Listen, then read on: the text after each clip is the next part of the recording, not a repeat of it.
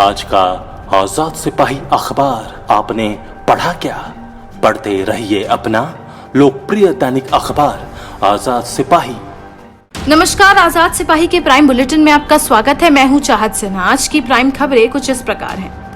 High court ने नाबालिग rape पीड़िता को नहीं दी गर्भपात की अनुमति, सरकार को स्वास्थ्य सुविधा का खर्च उठाने का निर्देश। बेटे के वियोग में मां ने भी दे दी जान, एक दिन पहले बेटे ने की थी आत्महत्या। सीएम हेमंत ने फिर दिखाई संवेदनशीलता, गुमला के 2 अनाथ बच्चों को सरकारी मदद पहुंचाने और स्कूल में नामांकन कराने का दिया निर्देश। भाजपा की नई टीम के गठन की कवायद, शीर्ष नेतृत्व से मिलने दिल्ली गए प्रदेश अध्यक्ष दीपक प्रकाश। पेट्रोल डीजल की बड़ी कीमत पर उबले कांग्रेसी, किया प्रदर्शन, रामेश्वर उरांव बोले केंद्र ने कोरोना काल में जनता को संकट में डाला। झारखंड हाईकोर्ट ने रेप पीड़िता नाबालिग को गर्भपात की अनुमति नहीं दी है। सोमवार को मामले में दायर याचिका पर सुनवाई के दौरान हाईकोर्ट ने यह फैसला सुनाया। हाईकोर्ट ने मेडिकल बोर्ड की रिपोर्ट को देखते हुए गर्भपात कराने की अनुमति नहीं दी। कोर्ट ने राज्य सरकार को निर्देश दिया कि नाबालिग की स्वास्थ्य की बेहतर सुविधा के लिए अच्छे हॉस्पिटल में उसे भर्ती कराया जाए और बच्चा पैदा होने के 6 माह तक सारा खर्च राज्य सरकार उठाए। मेडिकल रिपोर्ट में कहा गया है कि नाबालिग एनीमिक है और गर्भपात कराने से उसकी जान को खतरा है। बता दें कि नाबालिग पीड़िता गोमियों की रहने वाली है। 2 बच्चों के पिता ने नाबालिग को अपने प्रेम जाल में फंसाया और शादी का भरोसा देकर लगातार शारीरिक संबंध बनाया। इस दौरान नाबालिग गर्भवती हो गई। पेट दर्द और शरीर के उभार के कारण मामला परिवार वालों के सामने आया। इसके बाद परिजनों को आरोपी के बारे में पता चला। इसके बाद पीड़ित परिवार थाने में दुष्कर्म का केस दर्ज कराया। पुलिस ने आरोपी को गिरफ्तार कर जेल भेज दिया गया। नाबालिग के पेट में पल रहे बच्चे और उसके भविष्य को लेकर उसके पिता ने हाईकोर्ट का रुख लिया। कोर्ट के निर्देश पर गठित मेडिकल टीम ने नाबालिग के स्वास्थ्य की जांच की। टीम की रिपोर्ट के आधार पर हाईकोर्ट ने नाबालिग को गर्भपात की अनुमति नहीं दी। रांची के नामकुम में 10 वर्षीय बच्चे बॉबी कुमार की आत्महत्या के बाद उसकी मां ने भी अपनी जान दे दी है। बच्चे ने बीते रविवार को अपने घर के बाथरूम में मां के दुपट्टे के सहारे फांसी लगाकर आत्महत्या कर ली थी। इस घटना के 24 घंटे बाद सोमवार को उसकी मां ने भी आत्महत्या कर ली। परिजनों की माने तो बॉबी ने खेल खेल में फांसी लगा ली है। स्थानीय लोगों ने बताया कि बॉबी टिकटॉक वीडियो बनाया करता था और पबजी गेम खेलता था। बॉबी सेतु बाउरी का बेटा था और नामकुम बस्ती में हीरा कान के मकान में किराए पर रहता था। मां बेटे की मौत का सदमा बर्दाश्त नहीं कर सकी और फंदे से झूल गई। घटना के संबंध में 45 वर्षीय मृतका रेखा दादेल की 13 वर्षीय बेटी जिया ने बताया कि वह दुकान सामान लेने गई थी। जब वह लौटी तो देखा कि मां घर में नहीं है। उसने अपने पिता सेतु बाउरी से मां के बारे में पूछा पर वह नहीं बता पाए। घर के बाथरूम में जाकर देखा तो उसकी मां दुपट्टे के सहारे फंदे से झूलती मिली।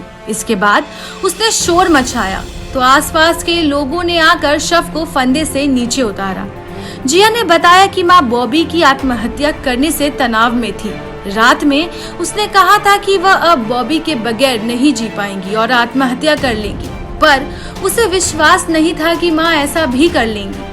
मुख्यमंत्री हेमंत सोरेन ने एक बार फिर संवेदनशीलता दिखाई है। उन्होंने गुमला डीसी को रायडी स्थित केमटे करंजटोली निवासी के 2 अनाथ बच्चों को सरकारी मदद के साथ स्कूल में नामांकन कराने का निर्देश दिया है। मुख्यमंत्री को जानकारी मिली थी कि गुमला के रायडी थाना क्षेत्र स्थित केमटे करंजटोली के 2 बच्चे जसवंत करकेट्टा और जयमनी करकेट्टा के पिता मेल प्रकाश करकेट्टा और मां की मौत के बाद अनाथ हो गए हैं। अभी दोनों बच्चे नाबालिग हैं। मामले की जानकारी के बाद मुख्यमंत्री ने उपरोक्त निर्देश दिया है। मुख्यमंत्री अक्सर ही ऐसे मामलों की सूचना मिलने पर तुरंत कदम उठाते रहे हैं। भाजपा प्रदेश अध्यक्ष दीपक प्रकाश सोमवार को दिल्ली गए। राज्यसभा सांसद बनने के बाद दीपक प्रकाश बीजेपी प्रदेश उपाध्यक्ष प्रदीप वर्मा के साथ पहली बार दिल्ली पहुंचे हैं। बताया जा रहा है कि झारखंड में बीजेपी की नई टीम का गठन होना है। इसी सिलसिले में वह पार्टी के शीर्ष नेतृत्व और आला नेताओं से दिल्ली में मुलाकात करेंगे। उनकी कोशिश है कि झारखंड में बीजेपी की एक मजबूत टीम बने, जिसमें अनुभवी और युवा नेताओं को जगह मिले। दीपक प्रकाश ने राष्ट्रीय अध्यक्ष जेपी नड्डा से उनके आवास पर शाम में मुलाकात की। रात में केंद्रीय गृह मंत्री अमित शाह से भी उनके आवास पर मुलाकात करेंगे। राष्ट्रीय संगठन महामंत्री BL संतोष से भी मुलाकात हो सकती है।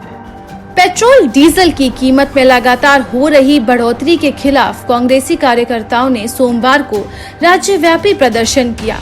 राजधानी रांची में राजभवन के समक्ष प्रदेश अध्यक्ष सह मंत्री डॉक्टर रामेश्वर उरांव के नेतृत्व में धरना दिया गया।